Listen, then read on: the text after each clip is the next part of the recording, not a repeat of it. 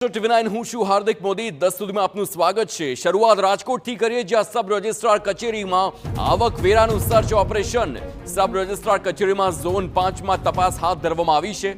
વર્ષ 2024-25ના 30 લાખથી વધારાના દસ્તાવેજોની માહિતી એકત્ર કરવામાં આવી રહી છે। મિલકતોની વિગતોનો રિપોર્ટ અપૂરતો હોવાની માહિતીના આધારે આ કાર્યવાહી કરવામાં આવી રહી છે। તો મિલકતોની વિગતોનો રિપોર્ટ અપૂરતો હોય અને તેના કારણે જે માહિતી મળી હતી ને ત્યારબાદ હવે સર્ચ ઓપરેશન હાથ ધરવામાં આવ્યું છે। આવકવેરા વિભાગનું જ્યારે સર્ચ ઓપરેશન હોય ત્યારે મોટા પાયે કૌભાંડની આશંકા વ્યક્ત કરવામાં આવી રહી છે અને તેને લઈને જ સબ રજિસ્ટ્રાર કચેરીના ઝોન 5માં આ તપાસ મોડી રાત્રે ચાલી રહી છે। વર્ષ 2024-25ની વાત કરીએ, 30 લાખથી વધારેના દસ્તાવેજોની માહિતી એકત્ર કરવામાં આવી રહી છે, એટલે કે ખૂબ જ મોટો ડેટા કહી શકાય। મિલકતોની વિગતોનો રિપોર્ટ અપૂરતો હોય અને જ્યારે તેવી માહિતી મળી તેના આધારે આ કાર્યવાહી કરવામાં આવી રહી છે અને હવે આગળ જોવાનું એ રહેશે કે તપાસ બાદ શું સામે આવે છે।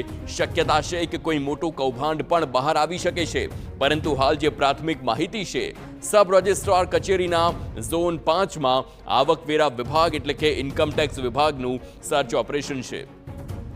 સંવાદદાતા મોહિત ભટ્ટ ફોનલાઈન પર છે। મોહિત, મોડી રાત્રે ઇન્કમટેક્સ વિભાગનું સર્ચ ઓપરેશન, 30 લાખથી વધારે દસ્તાવેજોની તપાસ કરવામાં આવી રહી છે। આખરે શા માટે આ તપાસ થઈ રહી છે? કોઈ મોટા કૌભાંડની આશંકા? જગદીશ, આજે સાંજના સમયથી રાજકોટના ડીએચ ગ્રાઉન્ડમાં આવેલી સબ રજિસ્ટ્રાર ઓફિસ ઝોન 2 ની કચેરીમાં ઇન્કમટેક્સ વિભાગ છે તેમના દ્વારા આ તપાસ છે તે શરૂ કરવામાં આવી છે। સૂત્રો પાસેથી જે માહિતી મળી છે તે પ્રમાણે આઈએનસીઆઈ વિભાગનું આ સર્ચ ઓપરેશન છે। મિલકતોને લઈને અપૂરતી વિગત આપવામાં આવી હોવાની માહિતી છે તે ઇન્કમટેક્સ વિભાગને મળી હતી અને જેના આધારે જ આ કાર્યવાહી છે તે હાથ ધરવામાં આવી છે। પ્રાથમિક રીતે 30 લાખથી વધારે રૂપિયાના જે મિલકતના દસ્તાવેજો છે તે થયા છે તેની માહિતી છે તે લેવામાં આવી છે। સામાન્ય રીતે કોઈ પણ દસ્તાવેજ છે તે મોટી રકમનો દસ્તાવેજ હોય તેમાં ટીડીએસ ને લઈને કેટલીક પ્રક્રિયા છે તે હાથ ધરવામાં આવતી હોય છે, તેની રકમ ભરવાની હોય છે અને તે જ રકમને લઈને કેટલાક ફેરફાર જણાતા આ કાર્યવાહી થતી હોય તેવું ત્યારે લાગી રહ્યું છે। હાલમાં પણ આ કાર્યવાહી છે તે ચાલુ છે।